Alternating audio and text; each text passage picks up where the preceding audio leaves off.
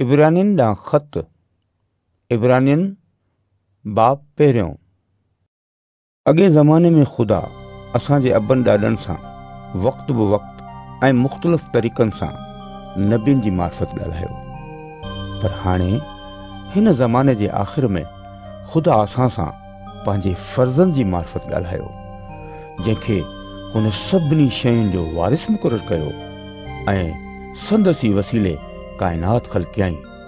उहो फ़र्ज़न ख़ुदा जे जलाल जो तजलो ऐं संदसि ज़ात जो पूरो पूरो नक्श थी करे पंहिंजी कुदरत वारे कलाम सां सभिनी शयुनि खे संभाले थो।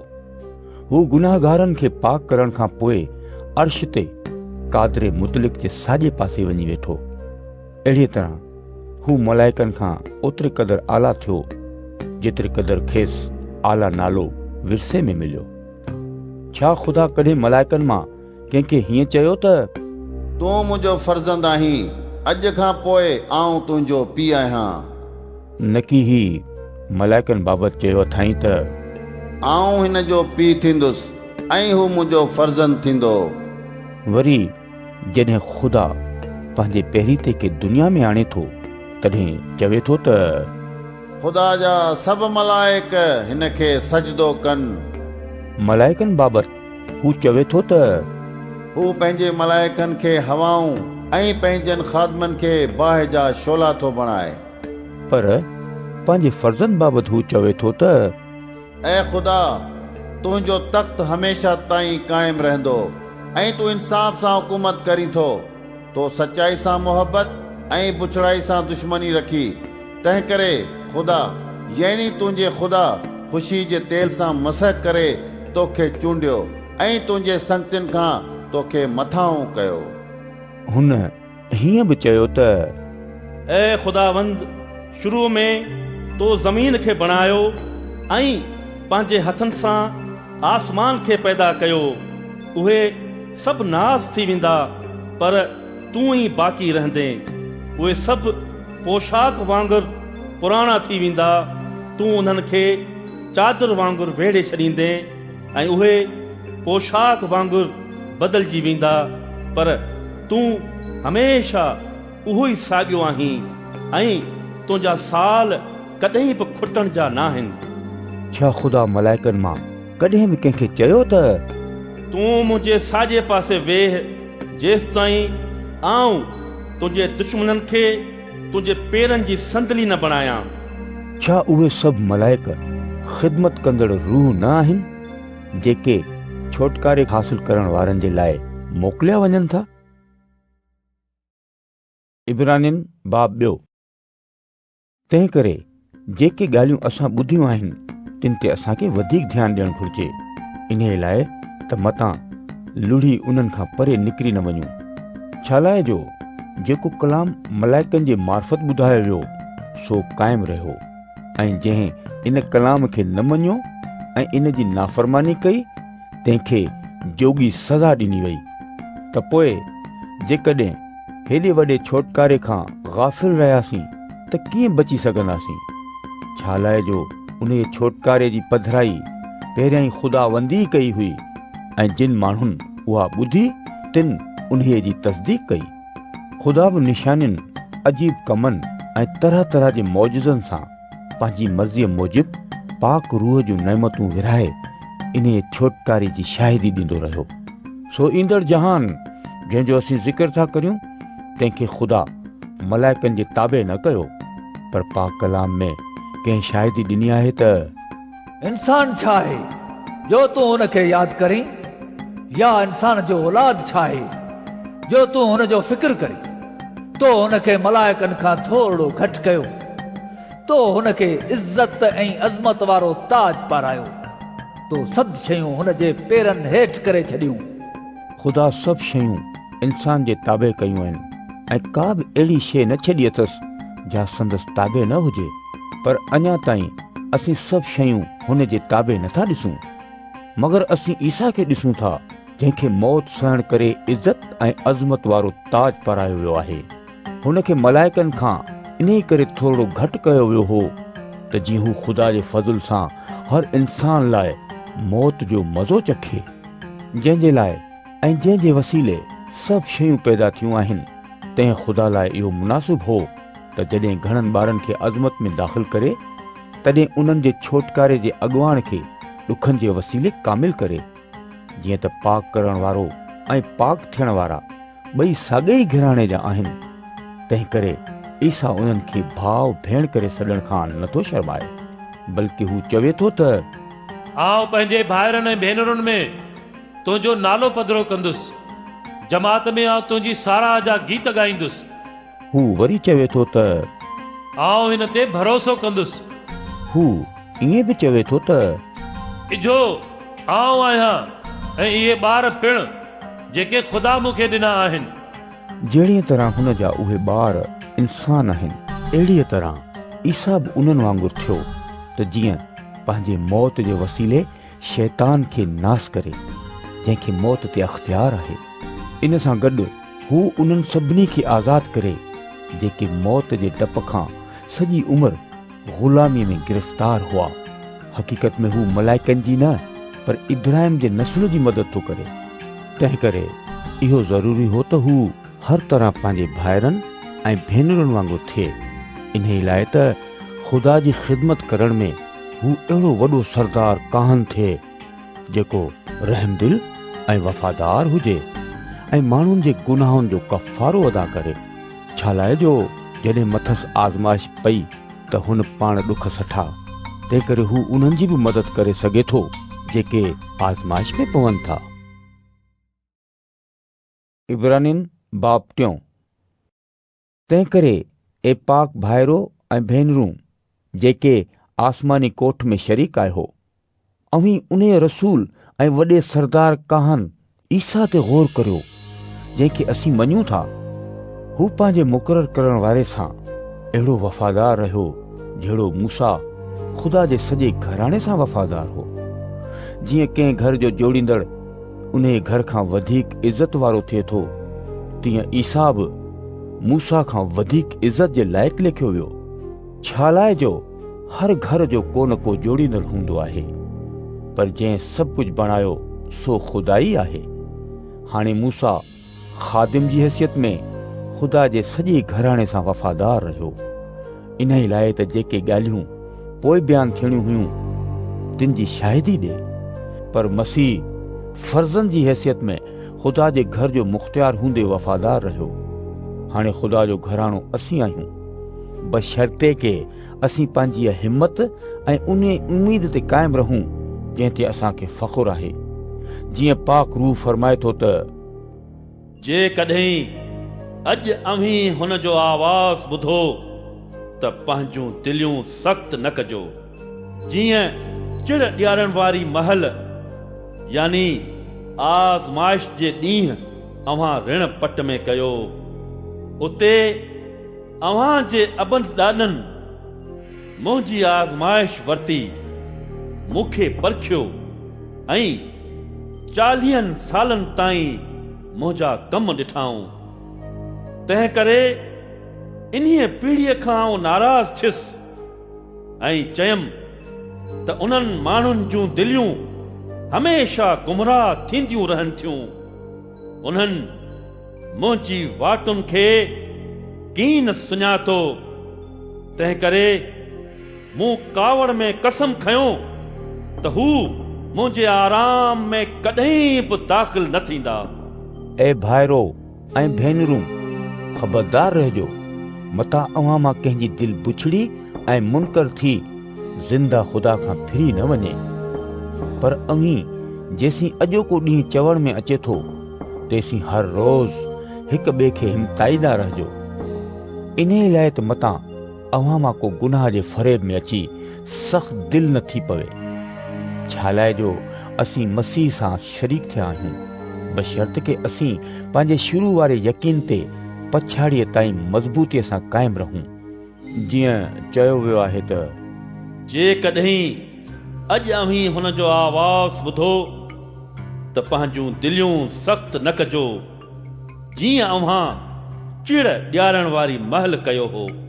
उहे केरु हुआ जिन आवाज़ ॿुधी ख़ुदा खे चिड़ ॾियारी? छा उहे सभई न हुआ जेके मूसा जी अॻवाणीअ में मिस्र मां निकिता हुआ, उहे केरु हुआ जिन खां हू 40 सालनि ताईं नाराज़ रहियो? छा हू उहे न हुआ जिन गुनाह कयो ऐं जिन जा लाश ऋण पट में पिया रहिया? ऐं उहे केरु हुआ जिन लाइ ख़ुदा कसम खणी चयो त हू मुंहिंजे आराम में कॾहिं बि दाख़िल न थींदा? छा हू उहे न हुआ जिन नाफ़रमानी कई? अहिड़ी तरह असीं ॾिसूं था त उहे ईमान न आणण जे करे दाख़िल थी न सघिया। इब्रानियन बाब 4। जॾहिं त ख़ुदा जे आराम में दाख़िल थियण जो वाइदो अञा बाक़ी रहियल आहे, तॾहिं असांखे ख़बरदार रहणु घुर्जे त मतां ईअं न थिए जो अव्हां मां को पोइते रहियल नज़र अचे। छा लाइ जो असांखे बि उन्हनि वांगुरु ई ख़ुशख़बरी ॿुधाई वई, पर जेको पैगाम उन्हनि ॿुधो तंहिंखे को फ़ाइदो न रसायो, छाकाणि त उन्हनि ईमान सां न ॿुधो। हाणे असीं ईमान आणींदड़ उन ई आराम में दाख़िल था थियूं, जहिड़ी तरह ख़ुदा फरमायो आहे त तंहिं करे मूं कावड़ में कसम खयों त हू मुंहिंजे आराम में कॾहिं बि दाख़िल न थींदा। जेतोणीक दुनिया जे बनाइण वक़्तु हुन जा कम पूरा थी चुका हुआ। छाला जो पाक कलाम में 7 ॾींहं बाबति हीअं फरमायो वियो आहे त ख़ुदा पंहिंजे सभिनी कमनि खे पूरो करे 7 ॾींहं आराम कयो। जीअं ख़ुदा अॻे ई फरमायो आहे त हू मुंहिंजे आराम में कॾहिं बि दाख़िल न थींदा। सो इहा ॻाल्हि अञा बाक़ी आहे त के माण्हू उन ई आराम में दाख़िल थींदा, पर उहे जिन खे पहिरियां ई ख़ुशख़बरी ॿुधाई वई हुई से पंहिंजी नाफ़रमानीअ जे करे दाख़िल न थिया। तंहिं करे घणे वक़्त खां पोइ ख़ुदा वरी हिकिड़ो ख़ासि ॾींहुं मुक़ररु कयो, जंहिंखे अॼु सॾियो वियो, जॾहिं दाऊद जे वसीले अॻे वांगुरु फरमायो वियो त जेकॾहिं अॼु अव्हीं हुन जो आवाज़ ॿुधो त पंहिंजूं दिलियूं सख़्तु न कजो। सो जेकॾहिं यशू उन्हनि खे आराम में दाख़िल करे हा त ख़ुदा उन खां पोइ कंहिं ॿिए ॾींहं जो ज़िक्र न करे हा। तंहिं करे ख़ुदा जे माण्हुनि लाइ सबत जो आराम बाक़ी रहियल आहे।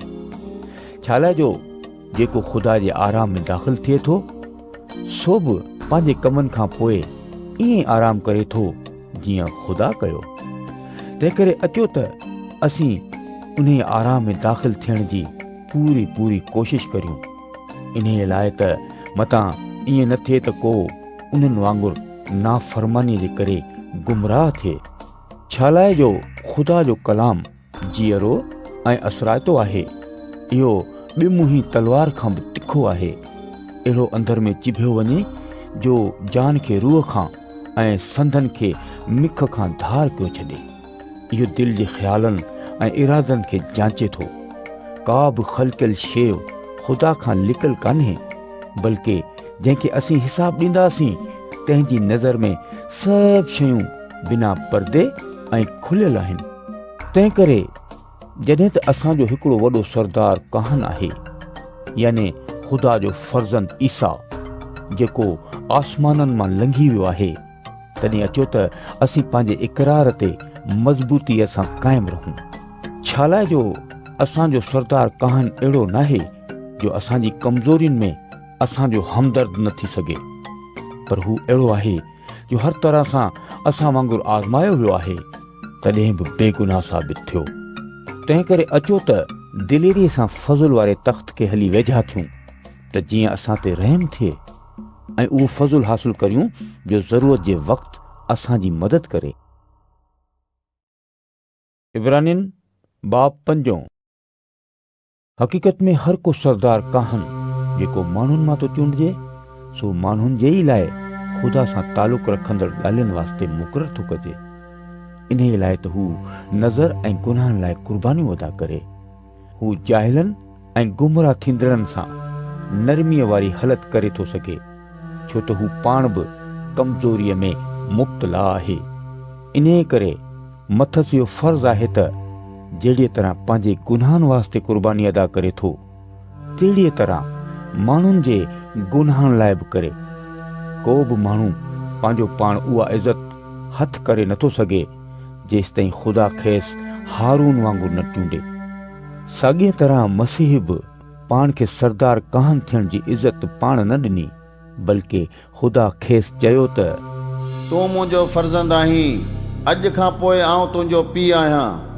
अहिड़ीअ तरह हू ॿिए हंधि बि चवे थो त तूं मलके सिदक जे तरीक़े मूजिब हमेशा लाइ काहिन आहीं।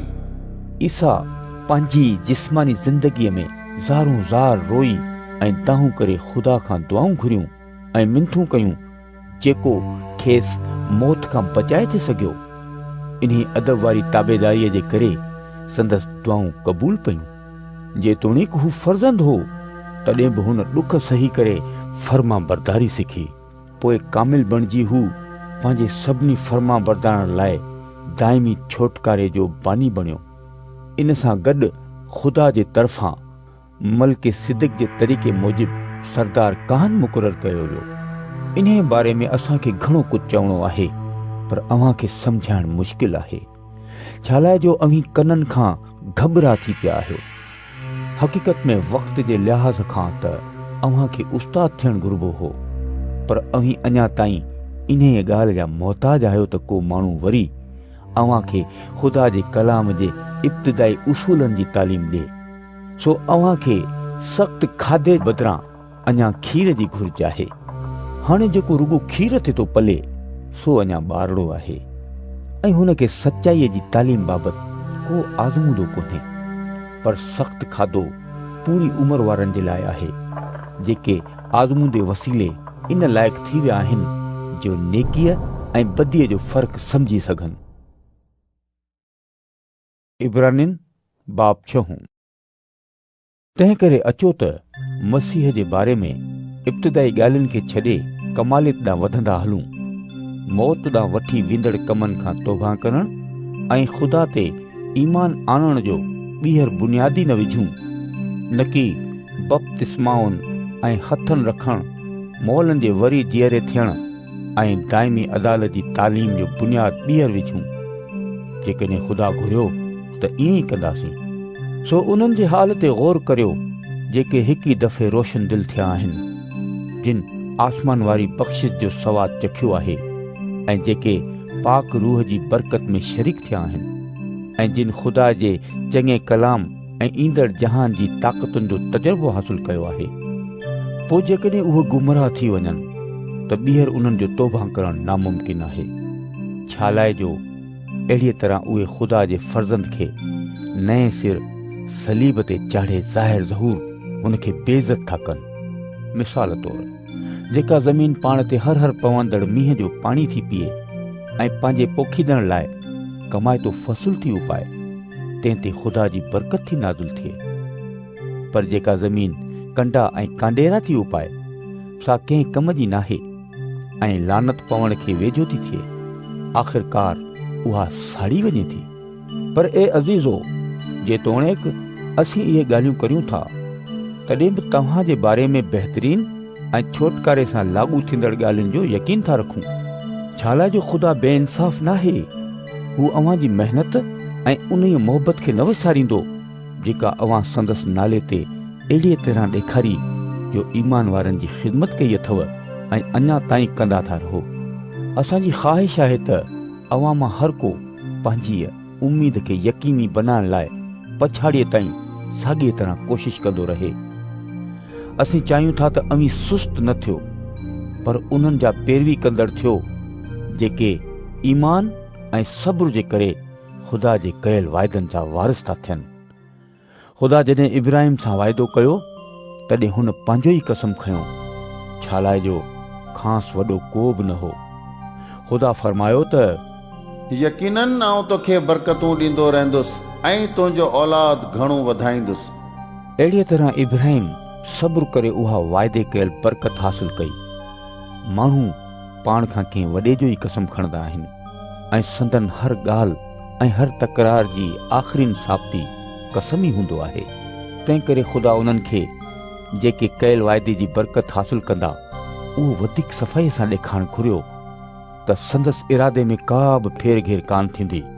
इन करे कसम बि खयाई। सो ख़ुदा जो वाइदो ऐं कसम ॿई अहिड़ियूं शयूं आहिनि जेकी बदिलजी नथियूं सघनि ऐं जिन जे बारे में ख़ुदा जो कूड़ो थियणु नामुमकिन आहे। हाणे ख़ुदा ईअं हिन करे कयो त असीं जेकी संदसि पनाह वठण लाइ डोड़िया आहियूं तिन खे पकीअ तरह ख़ातिरी थिए त इन उमेद खे जेका असांजे अॻियां रखी आहे हथु करे सघूं। इहा उमेद असांजी जान लाइ अहिड़े लंगर मिसल आहे जेको मज़बूत ऐं क़ाइमु आहे। इहा पर्दे जे पुठियां अंदरें हेकल ताईं बि वञी पहुचे थी।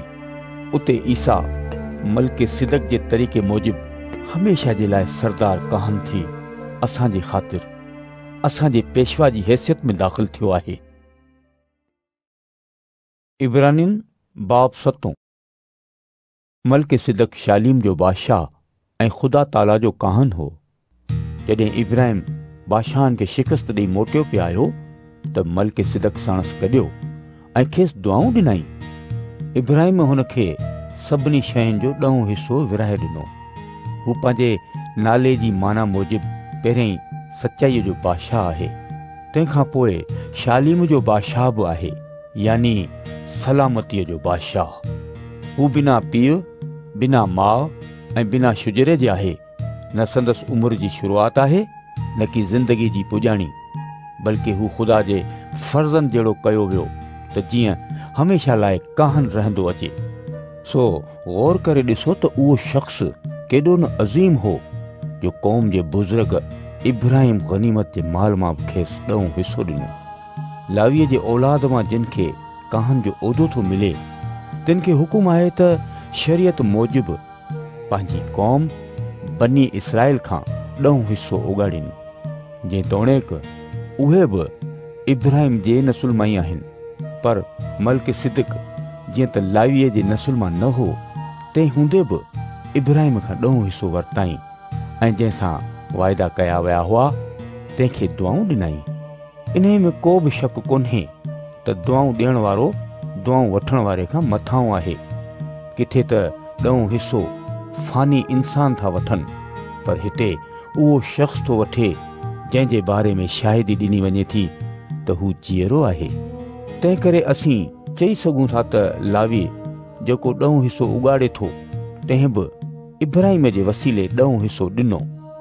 छालाए जो जॾहिं मल्के सिदक इब्राहिम सां गॾियो तॾहिं लावी अञा पंहिंजे अबे ॾाॾे जे बदन में हो। लावीअ वारी कहानीअ जी बुनियाद ते क़ौम खे शरीयत मिली हुई। सो जेकॾहिं उन कहानीअ जे वसीले का कमालियत हुजे हा त पोइ ॿिए काहिन जे अचण जी कहिड़ी ज़रूरत हुई जेको हारून जी न पर मल्के सिदक जे तरीक़े में शुमार कयो वञे। छालाए जो जॾहिं कहानी बदिलजे थी तॾहिं शरीयत जो बदिलजण बि लाज़मी थियो पवे। जंहिं बाबति इहे ॻाल्हियूं कयूं वयूं सो ॿिए कबीले जो आहे ऐं उन कबीले मां कंहिं बि माण्हूअ क़ुर्बान गाह जी ख़िदमत कान कई। छालाए जो इहा ॻाल्हि साफ़ ज़ाहिर आहे त असांजो ख़ुदावंद यहूदा कबीले मां आहे, जंहिं कबीले बाबति मूसा काहननि जे बारे में कुझु कोन चयो। उहा ॻाल्हि अञा बि वधीक साफ़ थिए थी जॾहिं मल्के सिदक जहिड़ो हिकु ॿियो काहन ज़ाहिर थियो। हू जिस्मानी क़ाइदनि मूजिबि न पर ग़ैर फ़ानी ज़िंदगी जी ताक़त मूजिबि मुक़ररु थियो। छालाए जो उन बाबति पाक कलाम में शाहिदी ॾिनी वई आहे त तूं मल्के सिदक जे तरीक़े मूजिबि हमेशा जे लाइ काहिन आहीं। तंहिं करे पहिरियों हुकुम कमज़ोर ऐं बेफ़ाइदे हुअण करे रद्द थी वियो। छालाए जो शरीयत कंहिंखे बि कामिल करे न सघी। सो इन्हे जे बदिरां असांखे हिकु बहितर उमेद ॾिनी वई आहे जंहिंजे वसीले असीं ख़ुदा खे वेझो वञी था सघूं। इहो सभु कसम खणण खां सवाइ न थियो, जेतोणीकि ॿिया कसम खां सवाइ काहन मुक़ररु थिया।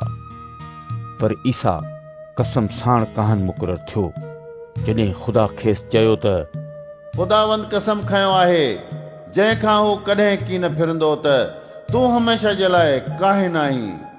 इन कसम जे करे ईसा हिकु बहितर अहद जो ज़ामिन थियो। पर इहे त घणा ई काहन मुक़ररु थिया, इन करे जो मौत खेनि क़ाइमु रहण नथे ॾिनो। मगर ईसा जीअं त हमेशा ताईं जीअरो रहण वारो आहे, तंहिं करे संदसि कहानी लाज़वाल आहे। इन करे ई जेके संदसि वसीले ख़ुदा जी तरफ़ था अचनि तिन खे हू पूरी तरह बचाए थो सघे। छालाए जो उन्हनि जी शफ़ाअत लाइ हू हमेशा जीअरो आहे। सो अहिड़े ई सरदार काहन जी असांखे घुर्ज हुई जेको पाक बेॾोह बेऐब गुनाहगारनि खां धार ऐं आसमाननि खां बि बुलंद कयो वियो हुजे। ॿियनि सरदार कहानुनि वांगुरु हू इन ॻाल्हि जो मोहताज न हुजे जो हर रोज़ पहिरियां ई पंहिंजनि गुनाहनि ऐं पोइ क़ौम जे गुनाहनि वास्ते कुर्बानियूं करे। छा लाइ जो हुन संदन गुनाहनि वास्ते हिकिड़े ई भेरे हमेशा जी कुर्बानी कई जॾहिं पाण खे कुर्बान करे छॾियईं। हिन करे जो शरीयत त उन्हनि माण्हुनि खे सरदार काहन मुक़ररु करे थी जेके कमज़ोर आहिनि, पर उहो कसम जेको शरीयत खां पोइ खयो वियो सो उन फर्ज़ंद खे मुक़ररु थो करे जेको हमेशा जे लाइ कामिल कयो वियो आहे। इब्रानियन बाब 8। इन्हनि ॻाल्हियुनि जो ख़ासि मतिलबु हीउ आहे त असांजो हिकिड़ो अहिड़ो सरदार काहन आहे जेको आसमान ते क़ादिर मुतलक जे तख़्त जे साॼे पासे वञी वेठो आहे। हू उन मुक़दस ख़ैमे में ख़िदमत थो करे जेको सचो मुक़दस ख़ैमो आहे ऐं जंहिंखे इंसान न पर ख़ुदावंद खोड़ियो आहे। जीअं त हर को सरदार काहन नज़राननि ऐं कुर्बानियुनि चाढ़ण लाइ मुक़ररु थींदो आहे, इन करे इहो ज़रूरी हो त हिन सरदार काहन वटि बि चाढ़ण लाइ की कुझु हुजे। सो जेकॾहिं हू अञा ज़मीन ते हुजे हा त कॾहिं बि काहन न थिए हा। छा लाइ जो अहिड़ा माण्हू अॻे ई मौजूदु आहिनि जेके शरीयत मूजिबि नज़राना था चाढ़नि। उहे जेका ख़िदमत हिते कनि था सा आसमानी शयुनि जो रुगो नकुल ऐं पाछो आहे। इहो ई सबबु आहे जो जॾहिं मूसा मुक़दस ख़ैमो ते जोड़ियो तॾहिं खेसि ताक़ीद फरमायो वियो त ॾिस हर शइ उन्हीअ नमूने ठाहिजांइ जेको तोखे जबल ते ॾेखारियो वियो हो। पर ईसा उन्हनि कहाननि खां एतिरे क़दुरु बहितर ख़िदमत करणु हासिल कई आहे जेतिरे क़दुरु पुराणे खां उहो अहद बहितर आहे जंहिंजो हू विच वारो आहे। उहो अहद बहितर वाइदनि जे बुनियाद ते क़ाइमु कयो वियो आहे। छा लाइ जो जेकॾहिं इहो पहिरियों अहद बेऐब हुजे हा त कंहिं ॿिए अहद जी ॻोल्हा ई न करणी पवे हा, पर ख़ुदा माण्हुनि जा ऐब ॾेखारे चवे थो त ॾिस ख़ुदावंद फरमाए थो त उहे ॾींहं अचनि था जॾहिं आऊं बनी इसराइल जे घराणे सां ऐं यहूदा जे घराणे सां हिकु नओं अहद कंदुसि। उहो उन्हीअ अहद वांगुरु न हूंदो जेको मूं संदुनि अबनि ॾाॾनि सां उन्हीअ ॾींहुं कयो जॾहिं खेनि मिस्र जे मुल्क मां कढी आणण लाइ संदुनि हथ झलियो होम। ख़ुदावंद फरमाए थो त उहे मुंहिंजे अहद ते क़ाइमु न रहिया, इन्हीअ करे मूं बि उन्हनि ॾांहुं ध्यानु कोन ॾिनो। वरी ख़ुदावंद फरमाए थो त जेको अहद आऊं बनी इसराइल जे घराणे सां उन्हनि ॾींहंनि खां पोइ कंदुसि सो इहो आहे त आऊं पंहिंजा कानून हुननि जे ज़हननि में विझंदुसि ऐं उहे संदनि दिलनि ते बि लिखंदुसि। आऊं संदनि ख़ुदा थींदुसि ऐं हू मुंहिंजी क़ौम थींदा। पोइ कंहिंखे बि इहा ज़रूरत न थींदी जो पंहिंजे पाड़ेसिरीअ या पंहिंजी बिरादरी वारे खे इहो चई सेखारे त ख़ुदावंद खे सुञाण। छा लाइ जो उन्हनि मां नंढा तोड़े वॾा सभु मूंखे सुञाणींदा। इन्हीअ करे जो आऊं संदनि बुछड़ाइनि खे मुआफ़ कंदुसि ऐं संदनि गुनाहनि खे वरी कॾहिं यादि न कंदुसि। ख़ुदा हिन अहद खे नओं चई पहिरें अहद खे पुराणो ठारायो ऐं जेका शइ पुराणी ऐं झूनी थी वेंदी आहे सा मिटजण खे वेझो हूंदी आहे। इब्रानियन बाब 9। मतिलब त पहिरें अहद में बि इबादत जा कानून हुआ ऐं हिकु ज़मीनी इबादत गाह बि हुई, यानी हिकु मुक़दस ख़ैमो खोलियो वियो हो जंहिंजे पहिरें कमरे में शमादान मेज़ ऐं नज़रानी जूं मानियूं रखियल हुयूं। उन्हीअ खे मुक़दस जाइ सॾियो वेंदो हो। ॿिए पर्दे जे पुठियां उहो कमरो हो जंहिंखे मुक़दस तरीन जाइ सॾिबो हो। उन्हीअ में लोबान साड़ण वारी सोनी कुर्बान गाह हुई ऐं चइनी पासनि खां सोन सां मढ़ियल अहद वारी संदूक रखियल हुई। उन संदूक में मन सां भरियल हिकु सोनो थांव, हारून जी लठ जंहिं मुखड़ियूं झलियूं हुयूं ऐं अहदनामे जूं पथरीलियूं तख़्तियूं हुयूं। संदूक जे मथां आसमानी परदार मख़लूक जहिड़ियूं शिकलियूं ठहियल हुयूं जेके ख़ुदा जी मौजूदगीअ जी निशानी हुयूं ऐं उहे कफ़ारा गाह ते छांव कयो बीठियूं हुयूं। पर इन्हनि ॻाल्हियुनि जो असीं तफ़सील सां बयानु नथा करे सघूं। सो इन्हनि शयुनि जे अहिड़ी तरह तयारु थी वञण खां पोइ मुक़दस ख़ैमे जे पहिरें कमरे में काहन ख़िदमत बजा आणण लाइ हर वक़्तु दाख़िल थींदा रहनि था। पर अंदरें कमरे में रुगो सरदार काहन साल में फ़क़ति हिकिड़ो भेरो दाख़िल थींदो आहे। सो बि उन रत खां सवाइ न वेंदो आहे जेका हू पंहिंजे ऐं पंहिंजी क़ौम वारनि जे अणॼाणीअ वारनि गुनाहनि लाइ नज़रानो करे ॾींदो आहे। इन्हीअ मां पाक रूह ही इशारो थो ॾिए त जेसिताईं मुक़दस ख़ैमे जो पहिरियों कमरो बीठो आहे तेसिताईं मुक़दस तरीन जाइ जो रस्तो खुलियल न आहे। इहो हाणोके ज़माने लाइ हिकिड़ो मिसाल आहे जंहिंमां ज़ाहिर थो थिए त जेके नज़राना ऐं कुर्बानियूं ॾिनियूं वेंदियूं हुयूं से इबादत कंदड़ जे ज़मीर खे कामिल करे नथियूं सघनि। छालाए जो उहे रुगो खाइण पीअण ऐं मुख़्तलिफ़ तरीक़नि सां पाक साफ़ थियण जूं रस्मूं आहिनि ऐं अहिड़ा ज़ाहिरी कानून आहिनि जेके नए सुधारे जे वक़्त ताईं मुक़ररु कया विया हुआ। पर जॾहिं मसीह अॻु में मौजूदु चङियुनि शयुनि जो सरदार काहन थी आयो तॾहिं हू वधीक वॾे ऐं कामिल ख़ैमे जे रस्ते दाख़िल थियो। उहो ख़ैमो इंसान जो ठहियल नाहे, याने ज़मीनी नाहे। मसीह इन मुक़दस तरीन जाइ में हिकिड़ो ई भेरो दाख़िल थियो।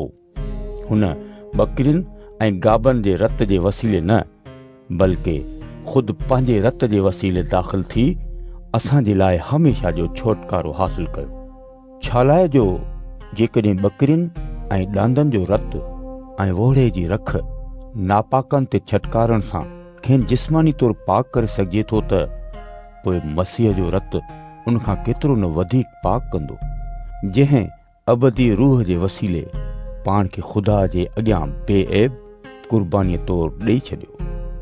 संदसि रत असांजी दिलनि खे अहिड़नि कमनि खां पाक कंदो जिन जी पछाड़ी मौत आहे त जीअं असीं ज़िंदा ख़ुदा जी इबादत करियूं। इन्हीअ करे ई मसीह नए अहद जो विच वारो आहे। जिन माण्हुनि पहिरें अहद जे ज़माने में ॾोह कया हुआ तिन खे हुन पंहिंजी जान ॾेई आज़ादु करायो। इन्हीअ लाइ त जिन खे सॾियो वियो आहे से वाइदे कयल दाइमी विरसो हासिल कनि। छालाए जो वसियतनामे जे मामले में इहो ज़रूरी आहे त वसियत कंदड़ जो मौत साबित थिए। वसियत करण वारे जो जीअरे वसियतनामो कंहिं कम जो न आहे। हिन करे जो वसियतनामो तॾहिं अमल में थो अचे जॾहिं को माण्हू मरे थो। इहो ई सबबु आहे जो पहिरियों अहद बि रत खां सवाइ क़ाइमु न कयो वियो। जॾहिं मूसा शरीयत जो हर हुकुम सारी क़ौम खे ॿुधाए चुको तॾहिं हुन गाबन ऐं बकरियुनि जो रत खणी पाणी सां गॾे करमज़ी उन ऐं ज़ोफ़ा जी टारियुनि सां शरीयत जे किताब ऐं सारी क़ौम ते छटकारियो। हुन इहो बि चयो त ही उन ई अहद जो रत आहे जंहिंजो ख़ुदा अव्हांखे हुकुम ॾिनो आहे। साॻीअ तरह मूसा मुक़दस ख़ैमे ऐं इबादत जे सभिनी शयुनि ते रत छटकारियो। हक़ीक़त में शरीयत मूजिबि घणो करे सभु शयूं रत सां पाक थी वञनि थियूं ऐं रत वहाइण खां सवाइ माफ़ी नथी मिले। तंहिं करे इहो ज़रूरी हो त आसमानी शयुनि जा नकुल अहिड़ियुनि कुर्बानियुनि जे वसीले पर ख़ुदि आसमानी शयूं उन्हनि खां बहितर कुर्बानियुनि जे वसीले पाक कजनि। छालाए जो मसीह इंसान जी ठाहियल मुक़दस जाइ में दाख़िल न थियो जेका हक़ीक़ी मुक़दस जाइ जो रुगो नकुल हुई, पर हू आसमान में ई दाख़िल थियो त जीअं ख़ुदा जे हुज़ूर में असांजी ख़ातिर हाज़िर थिए। सरदार काहन हर साल मुक़दस तरीन जाइ में पंहिंजो न पर ॿिए जो रत खणी थो वञे, पर मसीह पाण खे वरी वरी कुर्बान करण लाइ आसमान में दाख़िल नथो थिए। न त जहान जे शुरूआत खां वठी केतिरा ई भेरा खेसि ॾुख सहणो पवे हा, पर हाणे ज़माननि जी पछाड़ीअ में हू हिकिड़ो ई भेरो ज़ाहिर थियो। इन्हीअ लाइ त पाण खे क़ुर्बान करण सां गुनाह खे मिटाए छॾे। जहिड़ी तरह इंसान जो हिकिड़े ई भेरे मरण ऐं उन खां पोइ अदालत जे अॻियां पेश थियणु मुक़ररु थियल आहे, तहिड़ीअ तरह मसीह बि हिकिड़े ई भेरे घणनि माण्हुनि जे गुनाहनि खणी वञण लाइ क़ुर्बान थियो। पर जॾहिं हू ॿीहर ज़ाहिर थींदो त गुनाह खणण लाइ न, बल्कि उन्हनि खे छोटकारो ॾियण लाइ ईंदो जेके संदसि वाट पिया निहारीनि। इब्रानिन बाब 10। हक़ीक़त में शरीयत अचण वारियुनि चङियुनि शयुनि जो रुगो पाछो आहे, उन्हनि जी असली सूरत नाहे। तंहिं करे साल बिसाल जेकी साॻियूं ई क़ुर्बानियूं हमेशह कयूं वञनि थियूं, तिन जे वसीले उहा शरीयत ख़ुदा ॾांहुं वेझो ईंदड़ माण्हुनि खे कॾहिं बि कामिल नथी करे सघे। जेकॾहिं शरीयत ईअं करे सघे हा त छा उहे क़ुर्बानियूं चाढ़णु बंदि न करे छॾीनि हा? छालाए जो जेकॾहिं इबादत कंदड़ हिक ई दफ़े बिल्कुलु पाक थी वञनि हा त पोइ अॻिते हुननि खे गुनाहनि जी यादगिरी बि कान रहे हा। पर इहे क़ुर्बानियूं साल बि साल गुनाहनि जी यादि ॾियारीनि थियूं। छालाए जो ईअं थी नथो सघे जो ॾांदनि ऐं ॿकरियुनि जो रतु गुनाहनि खे मिटाए छॾे। तंहिं करे ई मसीह दुनिया में अचण महिल चयो त तो क़ुर्बानीअ ऐं नज़राने खे न चाहियो, पर तो मुंहिंजे लाइ हिकिड़ो बदन तयारु कयो। साड़ण वारियुनि क़ुर्बानियुनि ऐं पाक थियण वास्ते क़ुर्बानियुनि खां तूं ख़ुशि न थिए। तॾहिं मूं चयो, जीअं पाक किताब में मुंहिंजे बारे में लिखियलु आहे त ॾिस, आउं आयो आहियां इन लाइ त ए ख़ुदा तुंहिंजी मर्ज़ी पूरी करियां। पहिरियां ई त मसीह चयो त क़ुर्बानियूं, नज़राना, साड़ण वारियूं क़ुर्बानियूं ऐं पाक थियण वास्ते क़ुर्बानियूं तो न चाहियूं, न कि तूं उन्हनि मां ख़ुशि थिए जेतोणीकि इहे शरीयत मूजिबि चाढ़ियूं वञनि थियूं। पोइ वरी चयईं त ॾिस, आउं आयो आहियां इन लाइ त तुंहिंजी मर्ज़ी पूरी करियां। अहिड़े नमूने ख़ुदा अॻियुनि क़ुर्बानियुनि खे रद्द करे मसीह जी क़ुर्बानीअ खे क़ाइमु करे थो। ख़ुदा जी इन्हीअ मर्ज़ीअ जे नतीजे में असीं ईसा मसीह जे बदन जे हिकिड़े ई दफ़े क़ुर्बान थियण जे वसीले पाक कया विया आहियूं। हर हिकु काहिन रोज़ानो पीउ दीनी ख़िदमत थो करे ऐं हर साॻियूं ई क़ुर्बानी थो चाढ़े जेके कॾहिं बि गुनाहनि खे मिटाए नथियूं सघनि। पर मसीह गुनाहनि जे लाइ हिकिड़ी ई क़ुर्बानी हमेशह जे वास्ते चाढ़े ख़ुदा जे साॼे पासे वञी वेठो। उन वक़्त खां वठी हू इंतज़ार में आहे त संदसि दुश्मननि खे संदसि पेरनि जी संदली बणायो वञे। छालाए जो हुन हिकिड़ी क़ुर्बानी चाढ़ण सां उन्हनि खे हमेशह जे लाइ कामिल करे छॾियो आहे जेके पाक कया था वञनि। पाक रूह बि इन्हीअ बारे में असांखे शाहिदी ॾेई चवे थो त ख़ुदावंद फरमाए थो त ही उहो अहद आहे जेको उन्हनि ॾींहंनि खां पोइ आउं हुननि सां कंदुसि। आउं पंहिंजा कानून संदन दिलनि में विझंदुसि ऐं संदन ज़हननि ते उहे नक्श कंदुसि। हू वधीक चवे थो त हुननि जा गुनाह ऐं हुननि जूं बुछड़ायूं आउं वरी यादि न कंदुसि। हाणे जॾहिं त हुननि जी माफ़ी थी वई आहे तॾहिं वरी गुनाहनि लाइ क़ुर्बानी जी ज़रूरत न आहे। तंहिं करे ए भाइरो ऐं भेनरूं, असांखे पूरो भरोसो आहे त असीं ईसा जे रत जे करे उन ई मुक़दस तरीन जाइ में दाख़िल थी सघूं था। ईसा असांजे लाइ पर्दे मंझां हिकु नओं ऐं जीअरो रस्तो खोलियो आहे ऐं उहो पर्दो संदसि जिस्म आहे। हू असांजो अहिड़ो वॾो काहिन आहे जेको ख़ुदा जे घर जो मुख़्तियार आहे।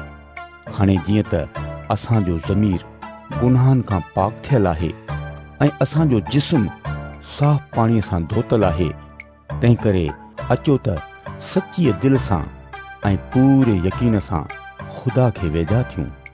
अचो त जंहिं उमीद जो असीं इक़रार था करियूं तंहिंखे सोघो झलियूं। छालाए जो जंहिं वाइदो कयो आहे सो सचो आहे।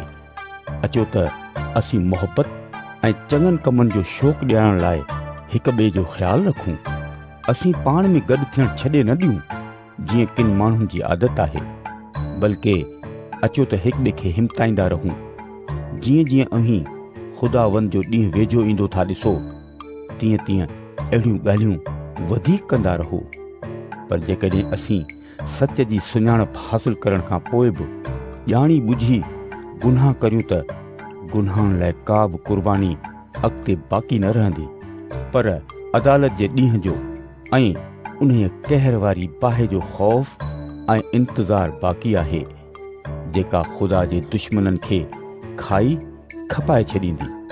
जॾहिं को माण्हू मूसा जी शरीयत खे नथो मञे त हुन खे 2 या 3 माण्हुनि जी शाहिदीअ ते बेरहमीअ सां मारियो थो वञे, तॾहिं अमीं ख़्यालु करियो त उन शख़्स जो छा हशर थींदो जंहिं ख़ुदा जे फर्ज़ंद खे पेरनि हेठि लताड़ियो, ऐद जे इन रत खे नापाक सम्झियो जंहिंसां हुन खे पाक कयो वियो हो, ऐं फज़ुल बख़्शींदड़ रूह खे बेइज़त कयाईं। छा लाइ जो असीं उन्हीअ खे ॼाणूं था जंहिं चयो त वेर वठण मुंहिंजो कमु आहे, आऊं ई बदिलो वठंदुसि। ऐं वरी ही त ख़ुदावंद पंहिंजी क़ौम जो इंसाफ़ कंदो।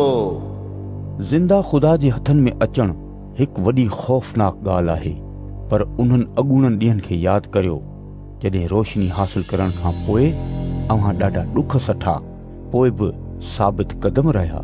कॾहिं त अव्हां ताननि ऐं मुसीबतनि जे करे तमाशो बणिया, ऐं कॾहिं वरी अव्हां उन्हनि जो साथ ॾिनो जिन सां अहिड़ी हालत थी।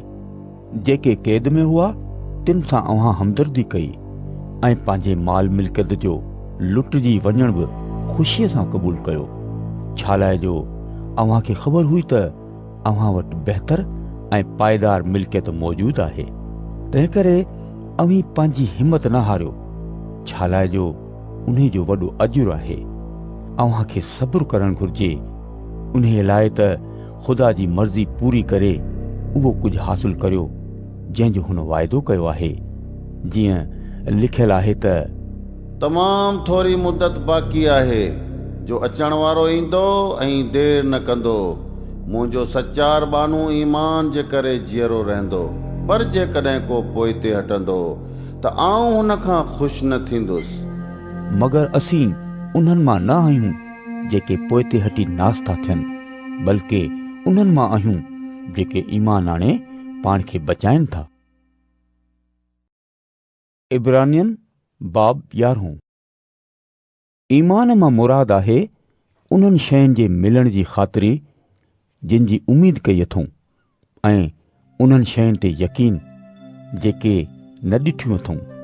उहो उन्हनि जो ईमान हो जो अॻे ज़माने जे माण्हुनि ख़ुदा जी रज़ा हासिल कई हुई। ईमान जे करे ई असीं सम्झूं था त काइनात ख़ुदा जे हुकुम सां बणी आहे, यानी जेकी कुझु ॾिसण में अचे थो सो ॾिसण में न ईंदड़ शयुनि मां बणियो आहे। ईमान जे करे ई हाबिल ख़ुदा वटि काबिल खां वधीक सुठी कुर्बानी चाढ़ी। इन्हे जे ई करे ख़ुदा संदसि नज़रानो क़बूल करे ज़ाहिर कयो त हू सचार हो। जेतोणीकि हू मरी वियो आहे त बि ईमान जे ई वसीले अञा ताईं ॻाल्हाए पियो। ईमान जे करे ई हनूक मथे खयो वियो त जीअं मौत खे न ॾिसे। हुन जो को बि पतो कोन पियो छा लाइ जो ख़ुदा मथे खणी वरितुसि। हिन करे जो संदसि खॼी वञण खां अॻु हुन बाबति इहा शाहिदी ॾिनी वई हुई त हू ख़ुदा खे पसंदि आयो आहे। ईमान खां सवाइ ख़ुदा खे पसंदि अचणु नामुमकिन आहे। छा लाइ जो जेको ख़ुदा वटि थो अचे तंहिं लाइ इहो ईमान आणणु ज़रूरी आहे त ख़ुदा मौजूदु आहे, ऐं जेके खेसि चाह सां ॻोल्हिनि था तिन खे अजुर ॾिए थो। ईमान जे करे ई नूह खे उन्हनि ॻाल्हियुनि जे बारे में ख़ुदा ख़बरदार कयो जेके अञा ॾिसण में न आयूं हुयूं, ऐं हुन ख़ुदा जे ख़ौफ़ खां पंहिंजे ख़ानदान जे बचाव लाइ हिकिड़ो ॿेड़ो ठाहियो। अहिड़ीअ तरह हुन दुनिया खे ॾोही ठहिरायो ऐं उन सचाईअ जो वारिस थियो जेका ईमान जे करे आहे। ईमान जे करे ई इब्राहिम पंहिंजे सॾजण वक़्तु ख़ुदा जो हुकुम मञी उन जाइ ॾांहुं हलियो वियो जेका बाद में खेसि मीरास तौरु मिलणी हुई, जेतोणीक हुनखे उहा ख़बर न हुई त केॾांहुं थो वञे, पर तॾहिं बि हू उथी रवानो थियो। ईमान जे करे ई हू ख़ुदा जे वाइदे कयल मुल्क में हिकु परदेसीअ वांगुरु रहियो। इसहाक ऐं याकूब, जेके ख़ुदा जे साॻे वाइदे में साणसि गॾु वारिस हुआ, से बि इब्राहिम वांगुरु तंबुनि में रहंदा हुआ। छा लाइ जो इब्राहिम उन्हीअ शहर जो उम्मीदवार हो जंहिंजो बुनियाद पियल आहे ऐं जंहिंजो मैमार ऐं अॾींदड़ ख़ुदि ख़ुदा आहे। ईमान जे करे ई इब्राहिम पीउ थियण जे लाइक़ु थियो, जेतोणीक हू तमामु पीरसन हो ऐं सारा बि सुंढ हुई। इब्राहिम खे वाइदे करण वारे ते पूरो पूरो यकीन हो। अहिड़ीअ तरह हिकिड़े अहिड़े शख़्स मां जेको तमामु पीरसन हो, आसमान जे तारनि जेतिरा ऐं समुंड जे किनारे जी वारीअ जेतिरा बेशुमार माण्हू पैदा थिया। उहो ईमान ई हो जंहिं ते उहे सभु माण्हू सॼी उमिरि क़ाइमु रहिया, जेतोणीक खेनि वाइदे कयल शयूं न मिलियूं, मगर उन्हनि खे परे खां ई ॾिसी संदन मरहबा कयाऊं। उन सां गॾु हुननि क़बूल कयो त असीं ज़मीन ते परदेसी ऐं मुसाफ़िर आहियूं। जेके माण्हू अहिड़ियूं ॻाल्हियूं कंदा आहिनि, से ज़ाहिर कंदा आहिनि त असीं पंहिंजे वतन जी ॻोल्हा में आहियूं। जेकॾहिं हू उन मुल्क खे यादि कनि हा जंहिं मां निकिरी आया हुआ, त जेकर खेनि मोटी वञण जो वज मिले हा, पर हाणे हू उन खां बहितर यानी आसमानी मुल्क जे लाइ वाझाए रहिया आहिनि। तंहिं करे ख़ुदा उन्हनि जो ख़ुदा सॾजण खां शर्माए नथो। छा लाइ जो हुन उन्हनि जे लाइ हिकिड़ो शहर तयारु करे छॾियो आहे। ईमान जे करे ई पंहिंजी आज़माइश वक़्तु इब्राहिम इसहाक खे नज़राने तौरु क़ुर्बान कयो। उहो ई इब्राहिम जंहिं ख़ुदा जा वाइदा क़बूल कया हुआ, सो पंहिंजे प्यारे पुट खे क़ुर्बान करण लाइ तयारु थी वियो। उन ई पुट जे बारे में ख़ुदा चयो होसि त इसहाक मां ई तुंहिंजो नसल जारी थींदो। छा लाइ जो हुन सम्झो त ख़ुदा खे मौलनि मां जीआरण जी कुदरत आहे, सो उन्हनि मां ई हुन इसहाक खे मिसालीअ तरह वरी हासिल कयो। ईमान जे करे ई इसहाक, याकूब ऐं ईसूअ खे संदन मुस्तक़बिल जी बरकत ॾिनी। ईमान जे करे ई याकूब मरण महल यूसुफ जे ॿिन्ही पुटनि खे बरकत ॾिनी ऐं पंहिंजी लठ जी चोटीअ ते मथो रखी सजदो कयईं। ईमान जे करे ई यूसुफ मरण महल बनी इसराइल जे मिस्र मुल्क मां निकिरण जो ज़िक्र कयो ऐं पंहिंजनि हॾियुनि बाबति हुकुम ॾिनाई। ईमान जे करे ई मूसा जे माउ पीउ संदसि ॼमण खां पोइ खेसि 3 महीननि ताईं लिकाए रखियो। छा लाइ जो हुननि ॾिठो त ॿारु ख़ूबसूरत आहे ऐं उहे बादशाह जे हुकुम खां कीन ॾिना। ईमान जे करे ई मूसा वॾे थियण ते फ़रोउन जी धीअ जो पुटु सॾाइण खां इनकार कयो, हिन करे जो थोरे वक़्त ताईं गुनाह जी ख़ुशियुनि माणण जे बदिरां हुन ख़ुदा जी क़ौम सां गॾु ॾुख सहण खे वधीक पसंदि कयो। हुन मसीह जी ख़ातिर बेइज़त थियण खे मिस्र जे ख़ज़ाननि खां वॾी दौलत सम्झो। छा लाइ जो हुन जी नज़र मिलण वारे अजुर ते हुई। ईमान जे करे ई मूसा बादशाह जी कावड़ जी परवाह न कई ऐं मिस्र छॾे ॾिनाई। हू ॾिसण में न ईंदड़ ख़ुदा खे ॼण ॾिसी करे साबित क़दम रहियो। ईमान जे करे ई हुन फसह जी क़ुर्बानी कई ऐं रत छटकारियईं। इन्हीअ लाइ त मौत जो मलाइक बनी इसराइल जे पहिरींतनि ॿारनि खे हथ न लाए। ईमान जे करे ई बनी इसराइल ॻाढ़े समुंड मां ईअं लंघे विया जीअं सुकीअ तां लंघबो आहे, पर जॾहिं मिस्रिन बि ईअं करण जी कोशिश कई त उहे ॿुॾी मुआ। ईमान जे करे ई यरीहो शहर जूं भितियूं जॾहिं बनी इसराइल उन्हनि जे चौधारी 7 ॾींहं फेरा ॾिना त उहे किरी पयूं। ईमान जे करे ई राहिब कसबियाणी नाफ़रमाननि सां गॾु मारी न वई। छा लाइ जो हुन जासूसनि खे पाण वटि सही सलामत रखियो हो। हाणे वधीक आऊं छा ॿुधायां। एतिरी वांदकाई कान थम जो गदौन, बाराक, समसोन, यफ्था, दाऊद, शमूएल ऐं ॿियनि नबियनि जो ज़िक्र करियां। उन्हनि ईमान जे करे ई बादशाहतूं फतेह कयूं, सचाईअ जा कम कया, वाइदे कयल शयुनि खे हासिल कयो ऐं शींहनि जा वात बंदि कयाऊं।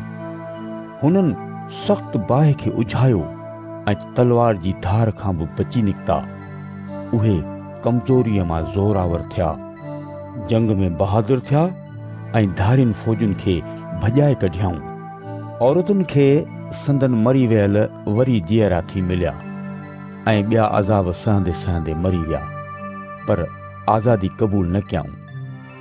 उन्हीअ लाइ त ॿीहर जीअरा थी बहितर ज़िंदगी हासिल कनि। किन माण्हुनि जे वरी खिल ठठोली करण सां ऐं चहबुकुन हणण सां आज़माइश वरती वई, एतिरे ताईं जो खेनि ज़ंजीरुनि सां ॿधी क़ैद में विधो वियो। हू संसार कया विया, कर्ट सां चीरिया विया, तलवार सां क़त्ल कया विया ऐं आज़माया विया। हू रिढनि ऐं ॿकरियुनि जूं खलूं पाए मोहताजीअ, मुसीबत ऐं बदसलूकीअ जी हालत में भटकंदा रहिया। दुनिया उन्हनि जे लाइक़ु न हुई। हू बयाबाननि, जबलनि, ग़ारुनि ऐं ज़मीन जी चुरुनि में रुलंदा रहिया। उन्हनि सभिनी खे संदन ईमान जे करे सारायो वियो, तॾहिं बि उन्हनि मां कंहिंखे बि वाइदे कयल शइ कान मिली। छालाए जो ख़ुदा असांजे लाइ अॻे ई बहितर सोचियो हो त उहे असां सां गॾिजण सां ई कामिल कया वञनि। इब्रानियन बाब 12। जॾहिं त शाहिदनि जे हेॾे वॾे ककर असांजो अची घेरो कयो आहे, तंहिं करे अचो त असीं बि हर हिकु रुकावट ऐं उन गुनाह खे जेको असांखे आसानीअ सां मुंझाए थो पासे करियूं ऐं साबित क़दमीअ सां उन्हीअ डोड़ में डोड़ूं जेका असांजे अॻियां आहे। अचो त असीं ईसा ॾांहुं निहारींदा रहूं, जेको असांजे ईमान जो बानी ऐं कामिल कंदड़ आहे। हुन उन्हीअ ख़ुशीअ जी ख़ातिर जेका बाद में खेसि मिलणी हुई, शर्मिंदगीअ जी परवाह न करे सलीब जो ॾुख सठो ऐं ख़ुदा जे तख़्त जे साॼे पासे वञी वेठो। इन्हीअ ते गौर करियो, जंहिं गुनाहगारनि जे तरफ़ां एतिरी मुखालफ़त बर्दाश्त कई, तव्हां त अव्हीं बेज़ार थी हिम्मत न हारियो। अव्हां गुनाह जे ख़िलाफ़ विढ़ण में अञा ताईं अहिड़ो मुक़ाबिलो न कयो आहे जो अव्हां जो रतु वहायो वियो हुजे। अव्हीं उन ई हिमताईंदड़ नसीहत खे विसारे वेठा आहियो जेका अव्हां खे ॿारनि वांगुरु कई वई आहे त ए मुंहिंजा बचा, ख़ुदावंद जी सेखत खे खसीस न सम्झ, ऐं जॾहिं हू तोखे तनबीह करे तॾहिं हिम्मत न हार। जंहिंसां ख़ुदावंद मोहबत थो रखे तंहिंखे हू सेखत बि ॾे थो, ऐं जंहिंखे ॿार थो बणाए तंहिंखे सज़ा बि ॾे थो। इन्हीअ सेखत खे बर्दाश्त कंदा रहो। ख़ुदा अव्हां सां बचन जहिड़ी हलत थो करे। छा लाइ जो उहो कहिड़ो ॿारु आहे जंहिंखे संदसि पीउ सेखत नथो ॾे? पर जेकॾहिं अव्हां खे उहा सेखत न ॾिबी जेका हर को ॿारु थो सहे, तॾहिं अव्हीं हरामज़ादा थिया, न कि सचा ॿार। तंहिंखां सवाइ जॾहिं असांजा जिस्मानी पीअर असांखे सेखत ॾींदा हुआ, तॾहिं उन्हनि जी ताज़ीम कंदा हुआसीं, त पोइ असीं पंहिंजे रूहानी पीउ जी छो न वधीक ताबेदारी करियूं त जीअं जीअरा रहूं। असांजा जिस्मानी पीअर थोरनि ॾींहंनि जे लाइ जीअं मुनासिबु सम्झंदा हुआ तीअं असांखे सेखत ॾींदा हुआ, पर ख़ुदा असांजी भलाईअ जे लाइ असांखे सेखत थो ॾे त जीअं असीं संदसि पाकाईअ में शामिल थियूं। का बि सेखत जॾहिं ॾिनी वञे थी तॾहिं ख़ुशीअ जो न बल्कि ग़म जो सबबु थी मालूम थिए, पर उहा आख़िर में जेके बर्दाश्त करे पका थी विया तिन खे सचाईअ जो फल थी बख़्शे, जंहिंसां इत्मीनान हासिल थिए थो। तंहिं करे ढिला हथ ऐं कमज़ोर गोॾा मज़बूत करियो, पंहिंजे पेरनि लाइ रस्ता सवां करियो। इन्हीअ लाइ त को मंडो थाॿो न खाए, बल्कि छुटी चङो भलो थिए। सभिनी माण्हुनि सां सुलह सां रहण जी कोशिश करियो ऐं उन पाकईअ जा तलबगार थियो जंहिंखां सवा को बि ख़ुदावंद खे न ॾिसंदो। ख़्यालु रखो त को बि माण्हू ख़ुदा जे फज़ल खां महरूम न रहिजी वञे, मतां का कड़ी पाड़ फुटे अव्हां खे तकलीफ़ न ॾे ऐं उन्हीअ जे करे घणाई माण्हू पलीत थी पवनि।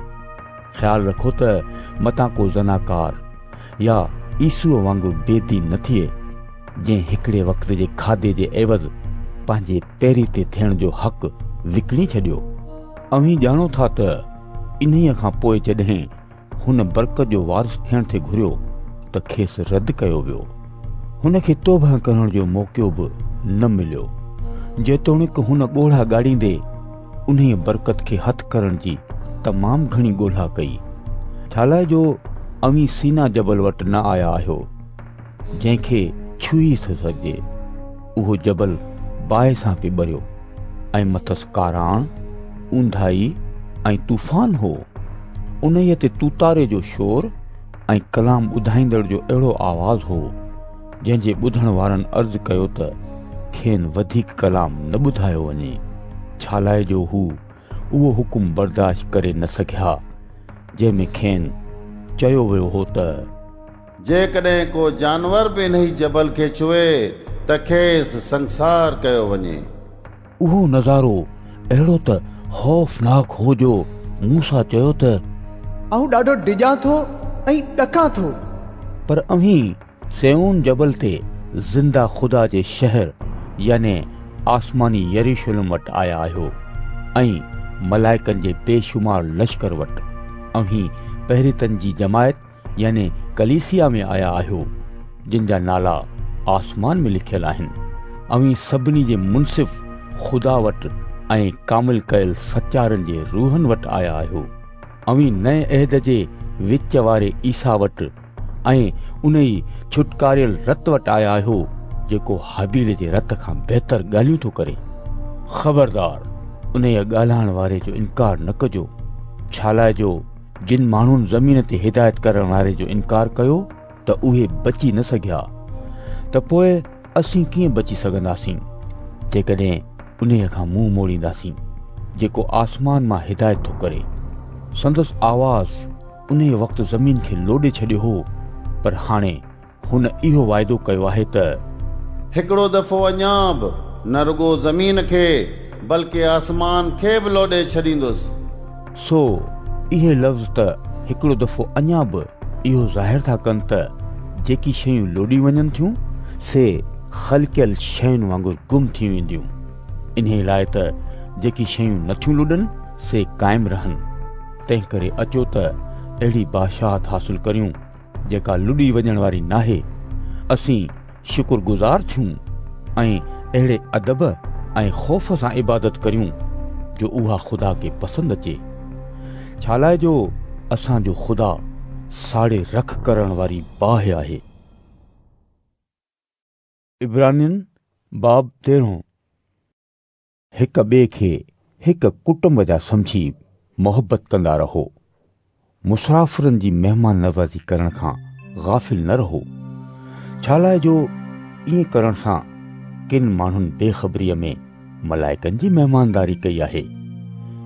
कैदियुनि खे यादि रखो जो ॼण त अव्हीं बि उन्हनि सां गॾु कैद में आहियो।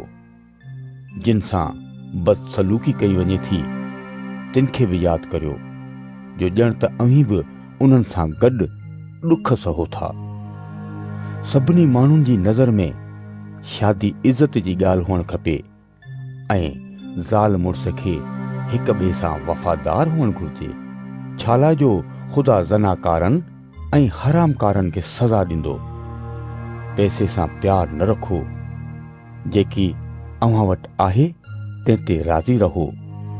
छालाए जो ख़ुदा पाण चयो आहे त आऊं तोखे कॾहिं बि छॾे न ॾींदुसि ऐं न की कॾहिं तोखे विसारींदुसि।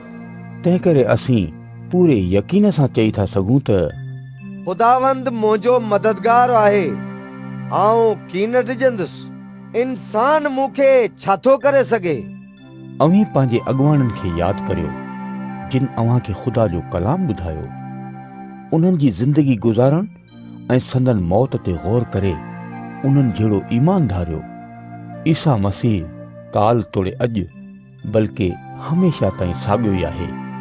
जुदा जुदा क़िस्मनि जी अजीब तालीम ते लॻी गुमराह न थियो।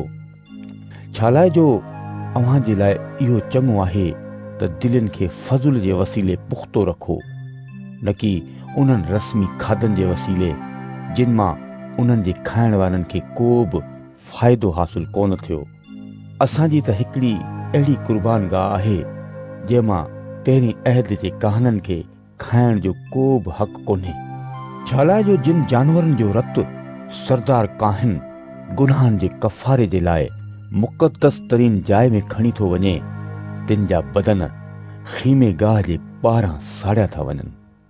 इन्हे करे ईसा बि शहर जे दरवाज़े जे ॿाहिरां ॾुख सठो त जीअं पंहिंजे रत जे वसीले पंहिंजी उम्मत खे पाक करे। तंहिं करे अचो त असीं संदसि खुआरी पाण ते खणी ख़ीमे गाह खां ॿाहिरि हुन वटि हलूं। छा लाइ जो हिते असांजो को क़ाइम रहण वारो शहर कोन्हे, बल्कि असीं अहिड़े शहर जी ॻोल्हा में आहियूं जेको अचण वारो आहे। तंहिं करे अचो त असीं ईसा जे वसीले सदाईं ख़ुदा जी वाखाण जी क़ुर्बानी कंदा रहूं, यानी उन्हे ज़ुबान जो फल नज़र करियूं जेका संदसि नाले जो इक़रार थी करे, पर नेकी करण ऐं हिक ॿिए जी मदद करण खे न विसारियो। छा लाइ जो अहिड़ियूं क़ुर्बानियूं ख़ुदा खे पसंदि आहिनि। अवीं पंहिंजे अॻुवाणनि जा फर्मा बरदार ऐं ताबेदार थी रहो। छा लाइ जो उहे अव्हां जे रूहानी फ़ाइदे लाइ हिसाब ॾींदड़नि वांगुरु सुजाॻ था रहनि।